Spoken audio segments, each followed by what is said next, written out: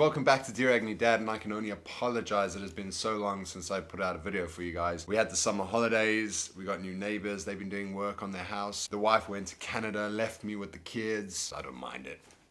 Sometimes. I had tons of episodes of The Amazing World of Gumball, midnight porn viewing, little, maybe a lot. Today's episode is going to be about dial-up modems. Who remembers those?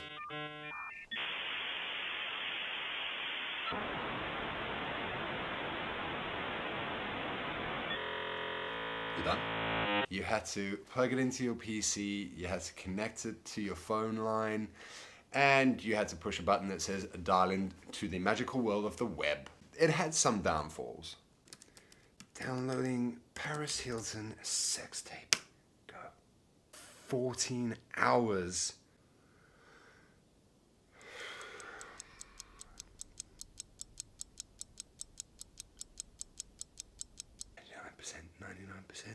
%, 99%. What? No!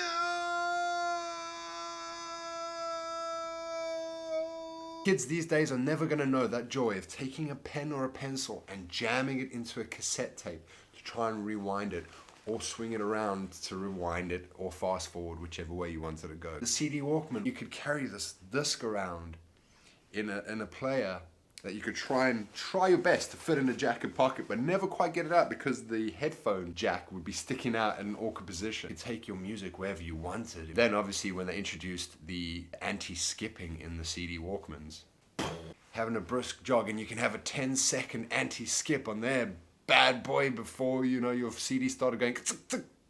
That's my impression of a CD going. Acting.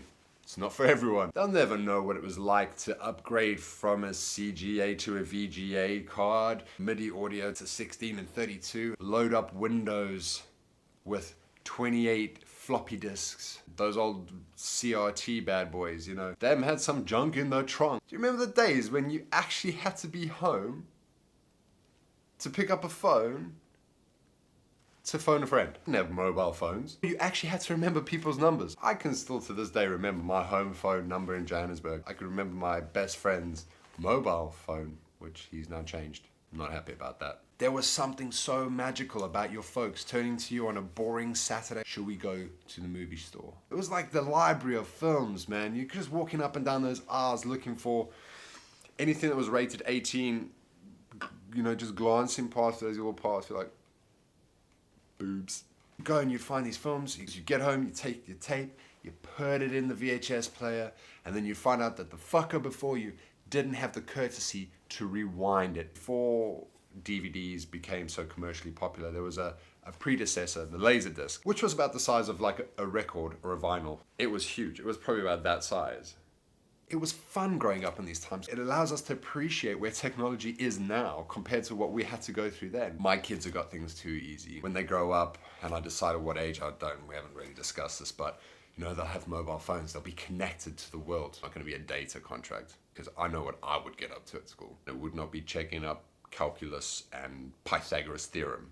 That is for sure. What do you guys remember about growing up in, say, the 80s or the 90s with regards to technology? Let me know in the comments below. And also, do me a favor, subscribe, because, like, if you don't, I'm gonna cry.